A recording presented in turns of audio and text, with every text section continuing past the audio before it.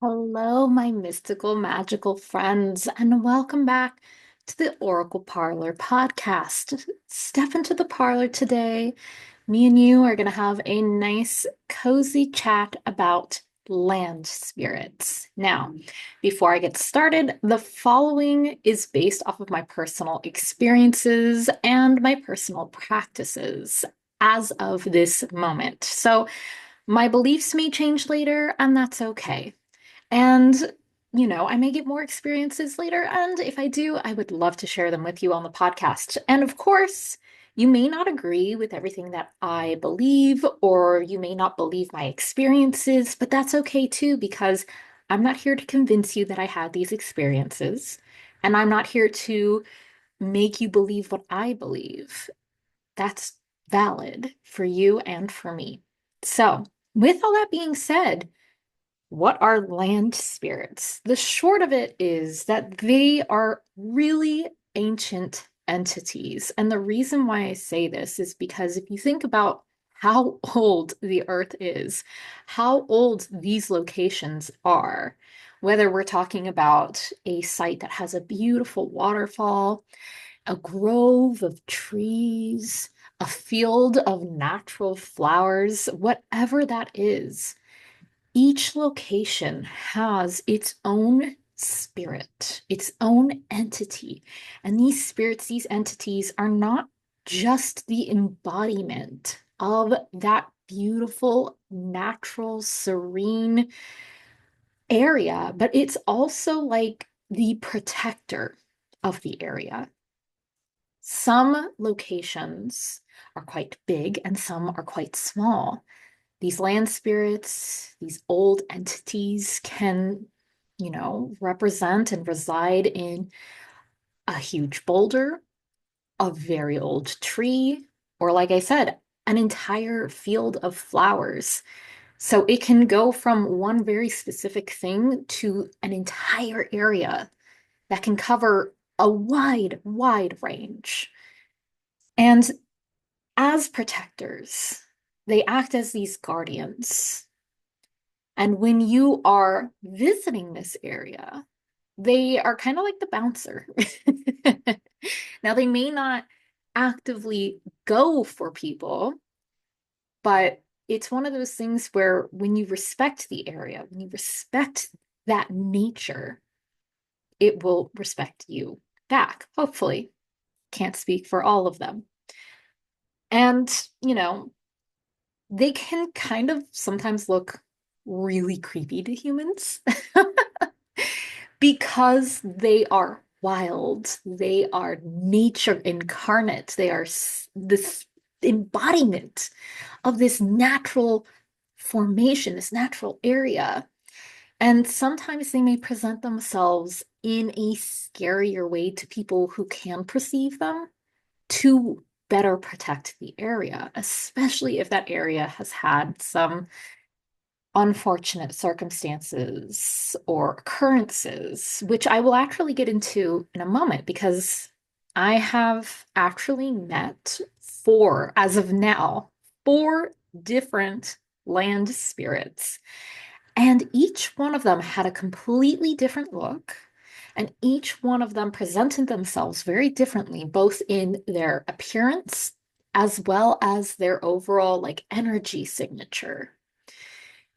And each one of them had different thoughts and opinions about humans, which honestly, if you're thinking about it in the sense of just talking to another person, not every single person is gonna love you when they first meet you. And that's okay. And land spirits can tend to be the same way. Whenever it comes to working with animals, working with nature, working with spirits or entities, I always try to remind people to just treat them like they're another person with their own thoughts, feelings, opinions, motives. And unless they're actively trying to harm you, there's no need to really fear or be angry with them, right? So, I wanted to share with you all the different stories of meeting these land spirits. Now, it's really interesting because out of the four that I met, two of them I met unintentionally. I wasn't going out of my way to connect with the land.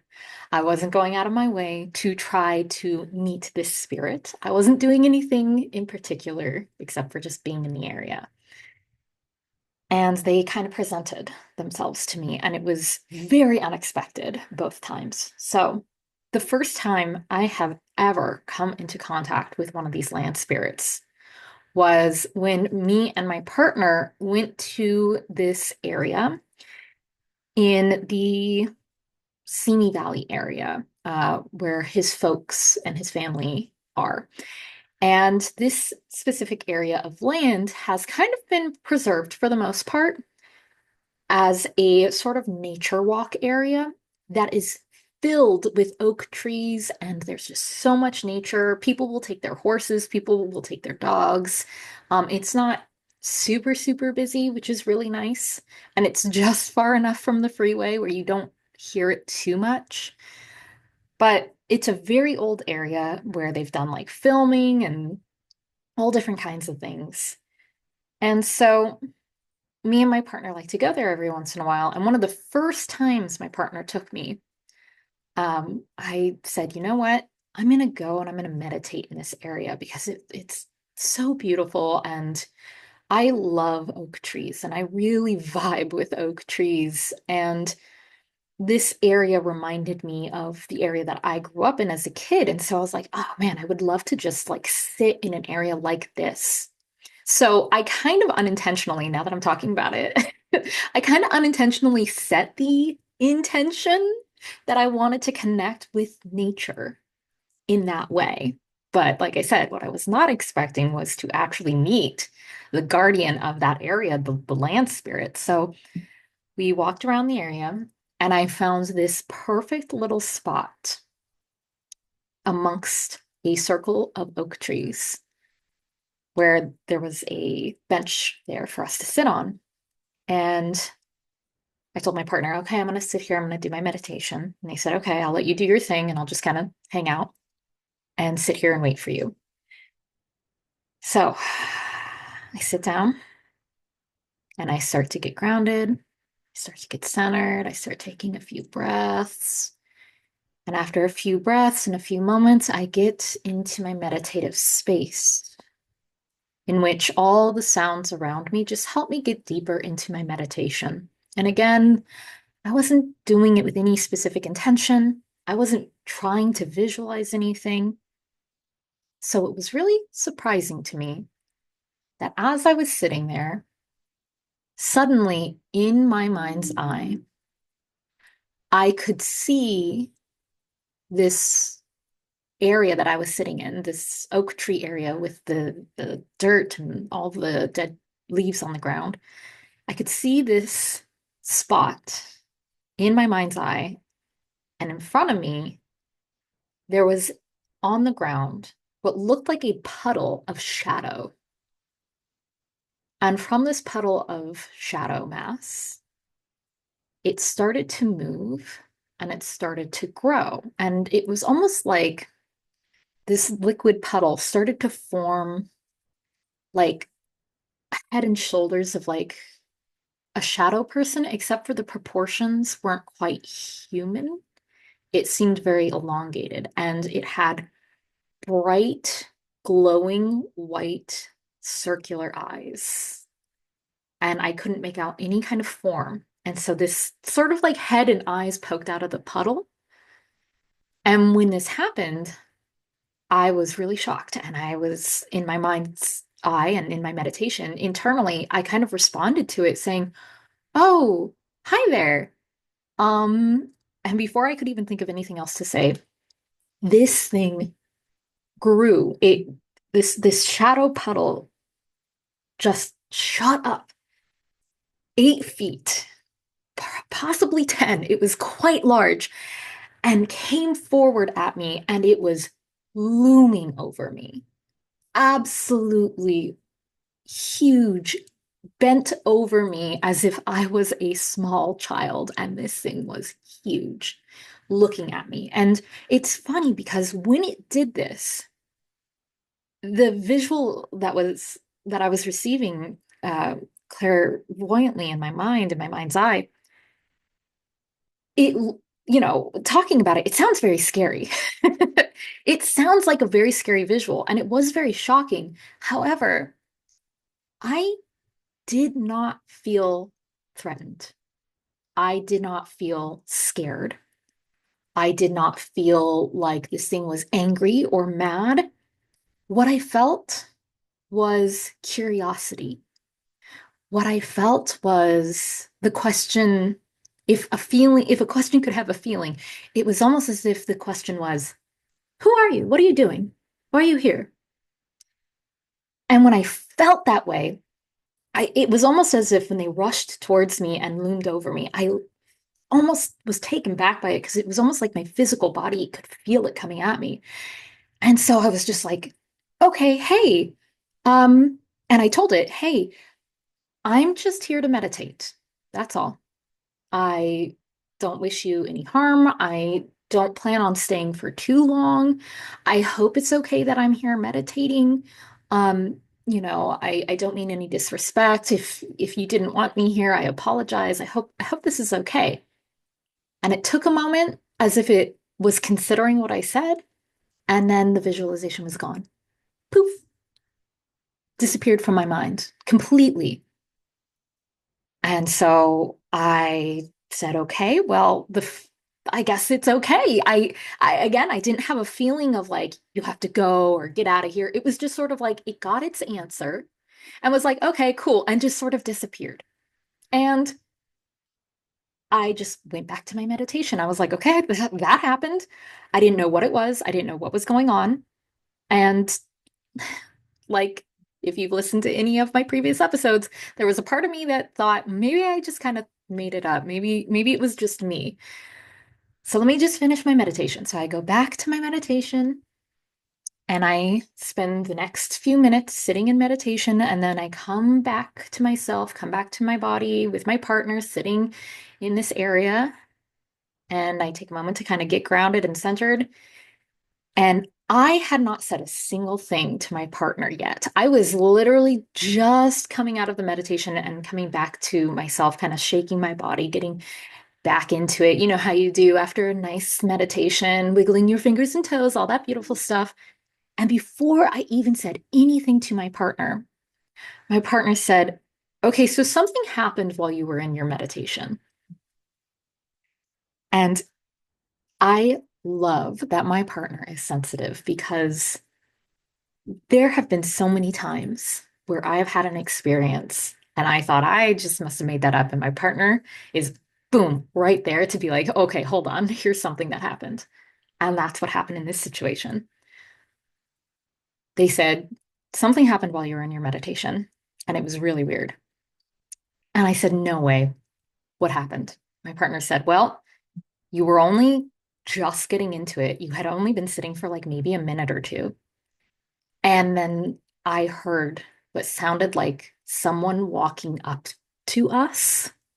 Like I could hear the crunching of the leaves and the gravel of the dirt shifting like footsteps, not like an animal skittering, but like actual footsteps coming up to where you were sitting, where we were sitting.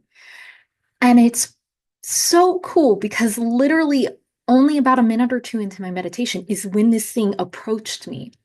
So apparently, at the same exact time that I was having this visualization of this entity coming up to me, my partner heard what sounded like something coming up to us.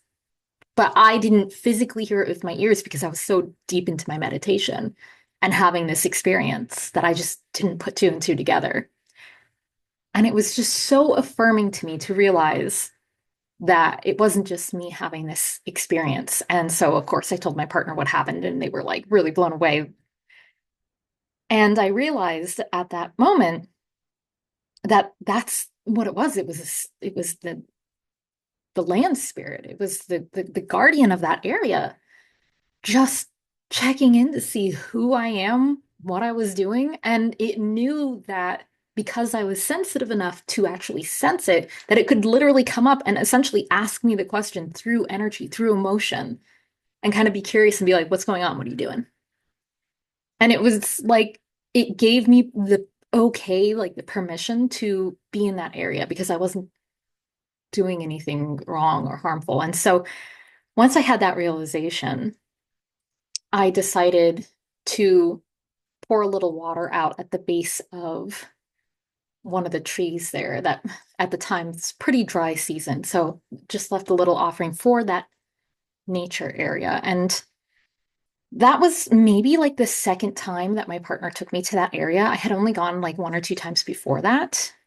And it's funny because the previous times we had gone felt differently than after this experience. After this experience. And yes, you could probably say that's psychological, but after I had this encounter with this land spirit, with this entity, it almost felt, and it still feels like every time I go, it's kind of like this acknowledgement of like, how's it going?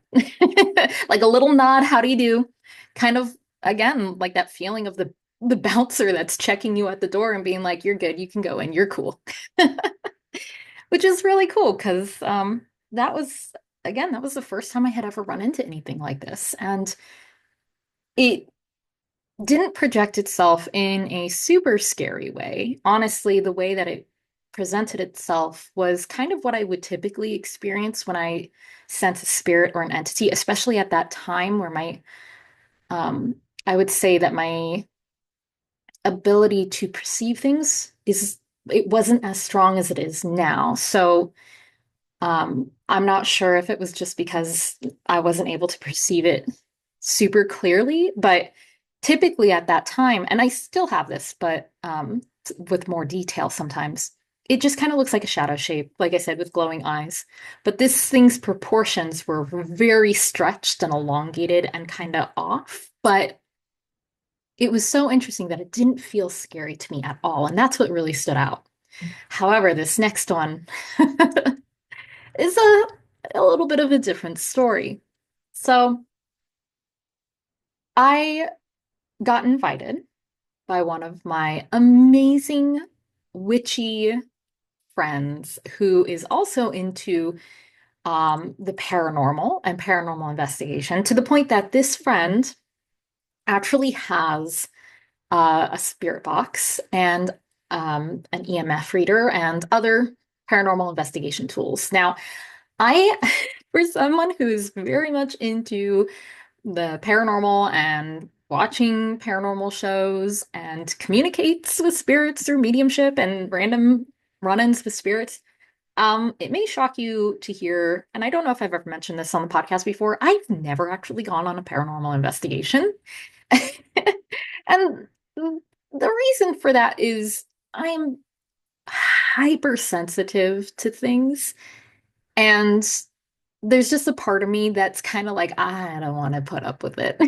I just don't want to deal with having to um go out and do that and feel drained. And yes, I know how to take care of myself and do all these things. However, you can think of it like if you're gonna go off-roading on like a motorcycle. This is a weird example, but if you were to go off-roading on a motorcycle in the mud, like, yeah, okay, maybe you'll have a great time and it's really exhilarating and fun and exciting, but you're going to be so dirty and you're going to have to clean yourself. You're going to have to clean the bike. You're going to have to do all this work beforehand to prep and then afterwards to like it. That's how it feels to me. I just can't be bothered is what I feel like. Like it would be fun, but I'm also like, it doesn't interest me enough to do it myself, which is fine. Anyways, so my friend had told me about this area that they said was haunted. Now, if you have listened to my previous episodes on the podcast, there was an episode where I talked about using discernment with spirits and boundaries, having boundaries, specifically the episode on having boundaries with spirits, in which I talk about how at a local park there was a angry Victorian man spirit. And so I had found out after I had connected with that spirit unintentionally that the whole park apparently is haunted. And my friend said that there was actually a small uh, graveyard just like a 5 minute walk up the hill into the like nature area of where this park was located. And my friend said, "Hey, sometime in October we should go, and I'll bring my paranormal equipment and we can kind of do an investigation at this like graveyard in this nature area." And I was like, "Oh my gosh, yes, let's do it." So we go, and I even joked with my friend that I was going to ask the spirits there if they knew about the Vic Victorian spirit down below who was not too happy.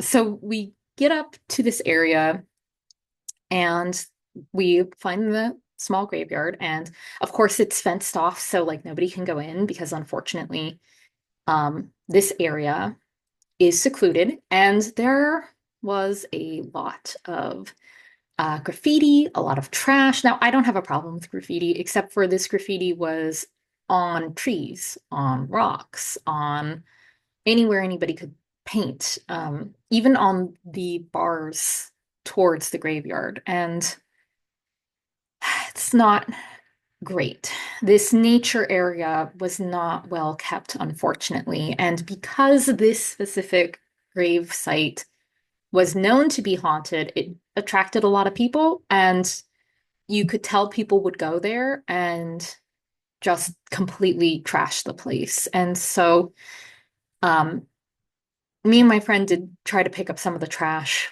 while we were up there, but there was no nearby trash can. And if I had thought about it, if I had known, I would have brought a bag to like pick up the trash, but it wasn't great, unfortunately.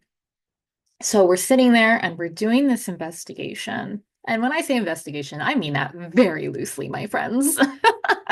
I mean, we were just kind of asking questions of like, oh, is anybody here with us? Do you want to chat?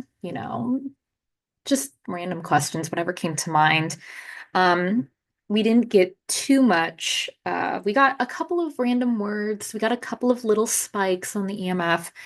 Nothing super notable. One thing, which I'll mention at the end, but the thing that was really interesting to me was we were sitting there and I didn't get any kind of bad vibe. I didn't get any kind of feeling of any specific kind of spirit or anything from the graveyard, from this tiny little graveyard. It kind of felt like maybe there was like a couple people like moseying around, but it didn't feel really, how would I put it? Like I wouldn't describe them as super present, as super loud, as super in your face, like some of the other spirits I encountered, or like the spirit that was in the park just down below, who was very in your face and very angry, and wanted to talk to me. Um, it just kind of felt casual, very like light. But at the same time, I felt like something was staring me down from across the way where the tree line was. And beyond the tree line was the rest of this hillside that went way further up into nature, way further up into the woods, into a trail that wasn't like an official hiking trail. It was like a very small thing. It was mostly wild beyond that line of trees.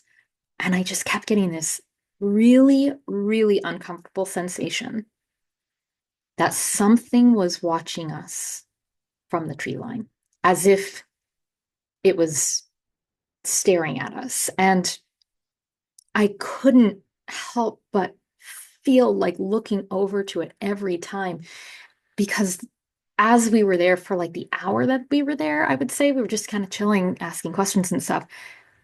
I kept being drawn back to this same little spot by the tree line. And the sensation of being stared down from that spot got stronger and stronger the longer we were there. And it felt really, really weird, really uninviting, really not happy. To the point where in my mind's eye, what I was seeing was something crouched in the bushes staring out at us. And when I say something, I mean I couldn't I couldn't tell you what this thing was because how it was presenting in my mind's eye was it definitely did not want to be perceived in a visual way by me because when I tried to like connect in with it, not actively connect in because it was really creeping me out to be honest, but when I was trying to just kind of be like, what is that? What am I sensing? When it popped into my mind's eye, all I could see really were the bushes and I knew like there were eyes staring back at me and something crouched down, but like I only got flashes of it. It was very animalistic. Like the legs were like almost like a dog's legs or something where like they would bend, the knees would go in the wrong direction for a human. Um so it was very unsettling. And for a long time while we were sitting there, I didn't mention anything. I didn't say anything. I didn't mention anything because I thought this is just too weird. And at the time, I didn't know what this thing was. And I was just like, this is too weird to bring up to my friend because we're here to talk to like people who have passed. And here I'm sensing this like really creepy, angry, I don't even want to call it angry, but really creepy, off-putting thing that was staring us down, like just staring daggers at us. And then finally, I said, okay. I told my friend, okay, I've been trying to ignore this, but I can't anymore. And I'm sorry, this is going to sound really bizarre, but there's something over there in that tree line, and it is making me extremely uncomfortable. And I think it is the guardian of the area. It was at that time as I was talking. It was like I was just claircognizantly like getting the information. Like it just kind of was like, oh, okay, I know what this is now. And I was like, I think this is the guardian of the area. And it's really not happy that we're here. And it's like really keeping an eye on us to make sure we don't do anything. And then my friend tells me, oh, that's so funny that you mentioned that because I've brought other friends up here before and they have mentioned that when they get to that trail in that forested area up against the hill, they don't feel comfortable. Like they feel really, really uncomfortable. And I was like, yeah, that's because you're sensing this thing. It's almost like the feeling is almost like you're being hunted. Like it was keeping such a close eye on us. And I realized like of course it was. It didn't like humans. That I mean that was the obvious vibe I got while I was there, but like you think about the location and the way it was mistreated by humans. There was litter everywhere. There was graffiti everywhere. People were not being nice to that environment at all. People were just disregarding nature in that area completely. So I tried to just kind of put a shield up against it while we continued to hang out there. And we wrapped up our little session. And how we wrapped up the session was I said to the spirits there, we were thanking them and everything. And I said, I have one last question for the spirits here. Um, do you know if there is a spirit down the way at the local park? Do you know who that is? Do you know what that's all about? And I didn't really give any other information. And I kid you not, the spirit box said, yes, he's angry. If it wasn't he's angry, it's like he's mad. And I just started busting up because even the spirits and the way that the voice that came through, the way that it said it on the spirit box was kind of like, yeah, that guy. Yeah, he's just angry. It was so funny. And I felt so validated to have like the local spirits at this specific spot just kind of be like, oh yeah, that guy. Don't. So we wrapped up our session, and my friend wanted to go investigate, not investigate, but go show me this trail at the line of trees that goes up into the hills. And I said, okay, yeah, like we can walk a little bit in there, sure. And my friend specifically was saying that just beyond this tree line, just beyond this hill, apparently there was a really, really beautiful nature area. And that's what my friend wanted to show me was there was something there. I don't remember exactly what it was because guess what? I didn't make it there. there was supposed to be something beautiful there. So we started walking, and as we started walking, I started to feel that presence of being stared down so intensely that I was getting physically uncomfortable. And I truly felt like something was stalking us. And my friend was telling me something.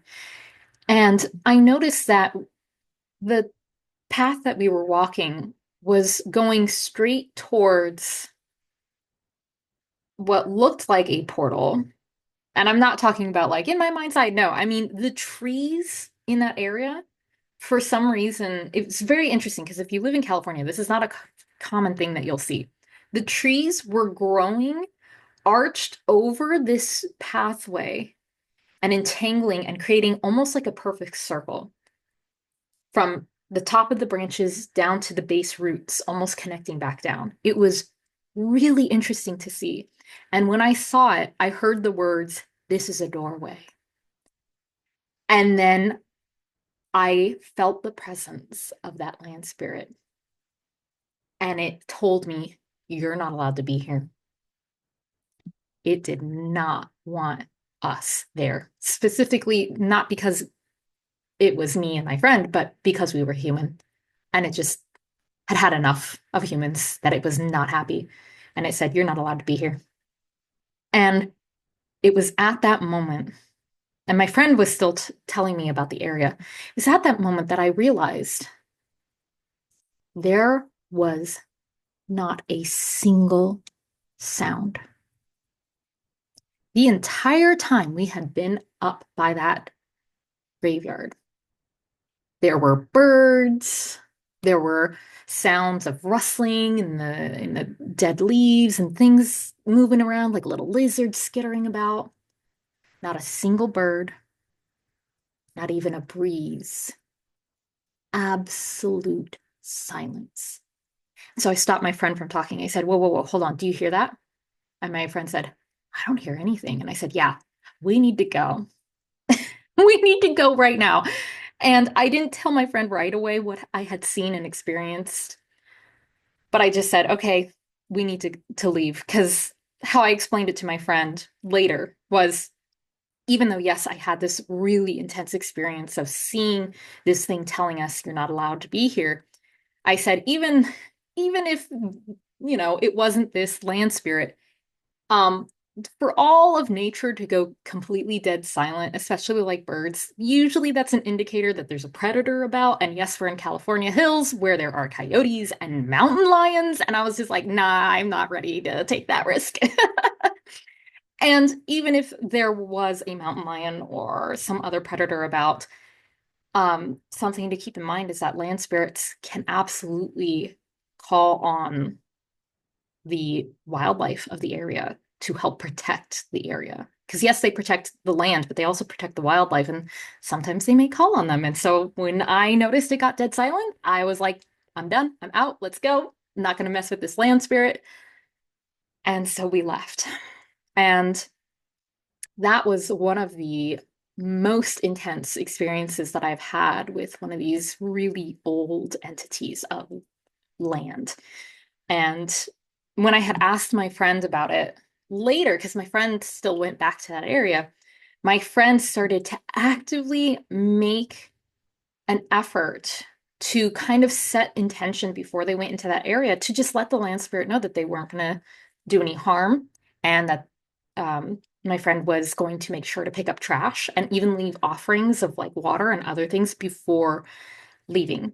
And my friend actually said it did help to get rid of the creepy sensation that their friends would often feel when they went, and that it felt a lot better. Unfortunately, I was really sad to find out through my friends that apparently those trees that created that like doorway are now gone. And I'm not sure if they were cut down or what. So I'll have to get more information on that. But that was the second time I ever came across a land spirit. Now, both of those experiences I came across in the wild, you could say. It was completely unexpected, completely out of the blue.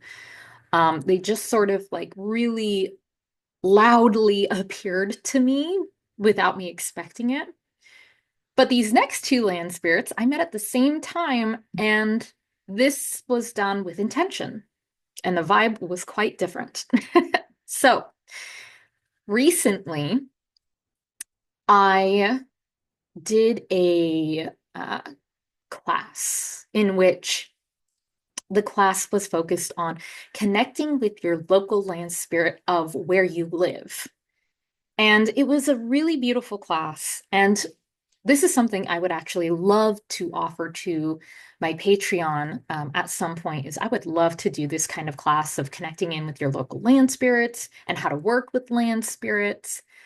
But I did this class and it was more doing like a guided meditation of like, okay, let's get into this guided meditation. Let's, take a moment to see who our land spirits are and what they appear to us as, how they appear to us, and just like say hi so you can get to know them, so you can continue to work with them, and also just being respectful, just letting them know, hey, I'm here. I'm doing like witchy things. I'm doing magical things here. I mean no harm. And I, want to acknowledge your existence and say, thank you for allowing me to be here. So we get into our meditation and we're doing this exercise.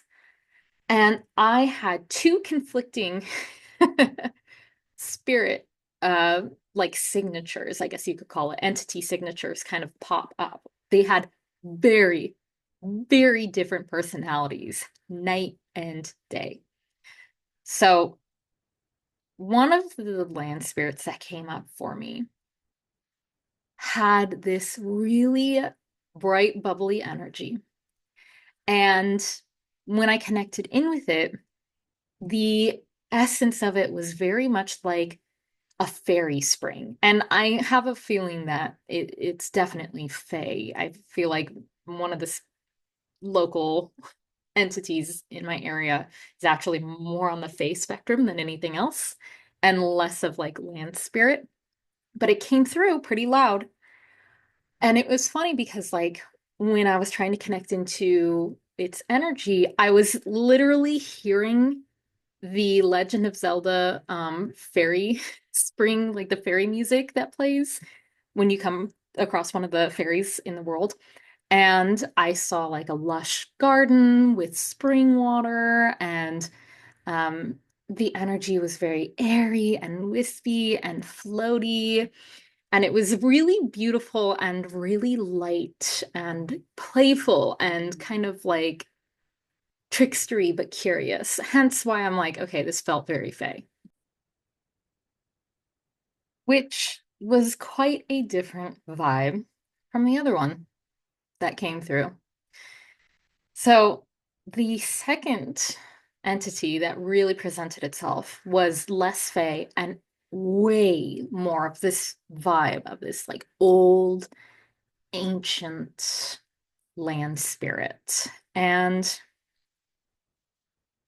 all of its energy was very dense and not negative. And I want to make that very, very clear before I get into the details of this land spirit, because I think it's very important, again, like all my episodes, to use discernment when it comes to working with any kind of spirit, because sometimes they may present as very scary. Sometimes they may present as in ways that kind of freak us out, but they don't actually have any bad intentions. Similar to the first land spirit I talked about, that was this looming shadowy thing. This one was quite large and would be like the size of a gigantic boulder, but it had a very slow moving feeling to it, almost like it had a crawl of a snail, and it was covered in like sludge and mud and very heavy and goopy. And visually, it looked almost like a giant earth troll. I wouldn't say that it was at all a troll, like in regards to a spirit or an entity. It was definitely a land entity because it was just made of earth and looked like it had a stony face made from like a rock face. And like I said, it was slow moving like a snail, and it also left like mud sludge behind wherever it went. And this land spirit covers the entire area that I live in. And I didn't get a bad vibe from it. It didn't feel negative or anything. However, not a huge fan of humans because the area that I live in is in a part of the city where we have like a busway. There's a high school near us, so there tends to be, unfortunately, a lot of litter. Um, like a especially we live near a freeway overpass as well, and there tends to be quite a lot of discarded. People will just discard furniture there as well, and sometimes homeless encampments. No problem with homeless people, by the way. I want to make that very clear. Sometimes they'll just leave stuff behind because they just can't take it with them, so they'll just discard it there. So it's very unfortunate because sometimes this area can get very cluttered with human leftover trash.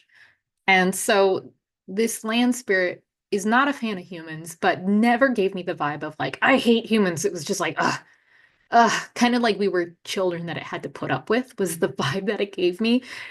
And so its sludginess and its slowness was what it kind of like told me through energy, through this connection, through this session, was that it was just so tired because it essentially has all these tiny children, aka humans, just running around and screaming and doing silly, stupid things and making a mess. And it's almost like the tired mom that has to pick up after everyone all the time and never gets a break. Like that was the vibe of this land spirit, was just like, I just need a break. I'm so tired. You guys, please stop running around and making a mess. And I just felt so bad for it. And so I kind of told this land spirit, like, hey, I live here, and I'm sorry that you have to go through this, and, I hope I can work with you more. And it was very understanding, but very much like, just let me nap. Like, that was essentially what it was telling me. It was like, I just want to nap. And I was like, okay, that's fine. So it didn't really want to actively work with me. And that's okay. Land spirits don't owe us anything, especially when we're not tending to them, especially if we're not respecting them, especially if they have gone through so, so much. They absolutely have the right to be like, I don't want to work with you. Don't talk to me. Let me just do my thing. Valid. Absolutely valid. And there's so many different ways that we can work with them, but it's so important that if we do want to try to work with them, that we make ourselves known, that we say hello first, that we introduce ourselves first, and that we respect their boundaries. I've been seeing a lot lately on TikTok, as TikTok trends tend to do, people saying to tell the river your secrets or tell the river who to go for and they will. And I'm like, well, yes and no. It depends. Um, because it's really about respecting that land spirit. It's really about asking permission. It's really about give and take. The best way to think about it, and this is something I told my friend recently. So I'm going to share it with you all. The best way to think about working with any land spirit is to think of it like it's a feral cat. Now, hear me out. Yes, I know I'm the crazy cat lady who's rescued like 4 cats now, and I have 3 cats in a foster right now, but I'm getting to it. You can gain the respect and the trust of a feral cat through care, through gentle connection, by giving it what it needs, and by respecting its boundaries. But doing all of that without expecting that feral cat to let you pick him up, pet him, take him home, but actually understanding that that cat will never be tamed. And if you try to force that cat to do something it doesn't want to do, you try to force pick up that cat, which is not a friendly feral cat, you might get scratched. Now, I'm not trying to say that land spirits will lash out and attack you, but if you do something to scare a feral cat, they're gonna run away. They're not gonna stick around. They're gonna take off. Building up respect, building up understanding, working towards mutual, understanding of one another. Another thing that I like to tell a lot of my um, students when I teach classes about doing any kind of spirit work at all is, you know, if you have an aunt that you haven't talked to in 3 months, 4 months, maybe even longer, maybe a year, if you have that aunt and then you call her up and you're like, hey, auntie, I'm coming over for dinner, make me something good. How rude. Like you wouldn't do that. You wouldn't do that to someone. That's not that's not kind. If you have been ignoring somebody, if you have not made an effort to connect with someone and really speak to that person and build a relationship or a bond with them, why are you expecting something from them in return? It's the same thing with working with any kind of spirit. Respect, kindness, understanding their boundaries and yours. You don't have to work with a land spirit if they approach you. And if they make you uncomfortable, you're allowed to say, no, I don't think so, and walk away, you know? So, like I said, there's so many different ways to work with land spirits, and there's so many different kinds of land spirits, and there's so much more that we could talk about in regards to guardians of areas, guardians of land, of different specific elements, elementals. It's a huge topic and definitely a class I want to do, but some key things if you do want to work with a land spirit, like I said, it's all about gaining their trust and taking actions to reflect your good faith and your good intentions before you attempt to work with them. Pick up trash, tend to the nature in the area, tending to nature can look like picking up trash, and it can also look like leaving water out or even food out for critters. Now, if you're going to leave out food, I do want to add the caveat here that you need to make sure that the food is safe for them to eat and that it's not an area where it's going to cause problems. Specifically, like you don't want to leave food out and then it attracts bears and it's a very local park. That sort of thing. Like use use your better judgment when it comes to that. But especially if you like live in California, for example, or any semi-arid desert area where water is a very valuable resource to a lot of these animals that really, really need it, and even the plants, leave out some water, water the area if you can.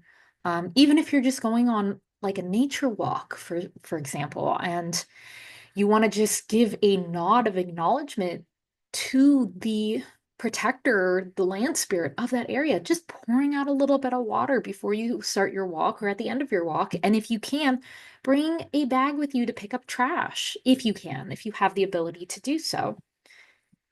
Spend time in the area, in nature, just to connect with it and do nothing else.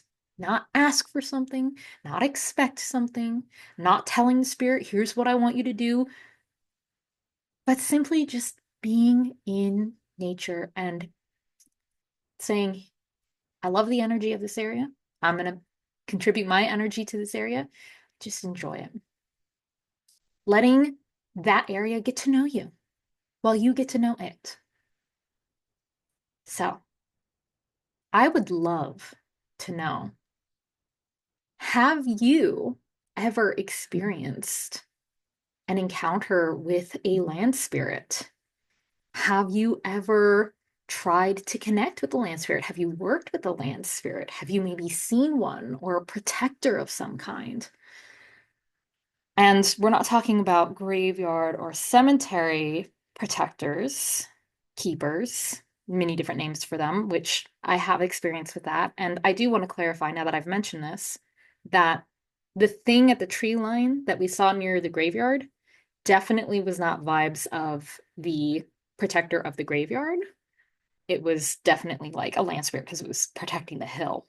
It wasn't interested in any of the human contraptions. But if you have a story to share, if you have something in regards to land spirits, whether that's, if you got a question or an experience that you would love to have read on the podcast, please consider sending an email to oracleparlorpod@gmail.com. I would love to read your personal stories. If you want to learn more, if you're interested in me teaching a possible class on land spirits, consider joining my Patreon. There are free membership levels as well as paid. And, depending on the tier, you can get access to the monthly magical workshops, question and answers, behind the scenes, Discord community, and so much more. You can also book a reading with me at phantasmawitch.com. If you're watching this on YouTube, hello. If not, yes, you can watch this on YouTube at Fantasma Witch. I'm also on Instagram at Fantasma Witch. And by the way, Phantasma is spelled Fantasmawitch.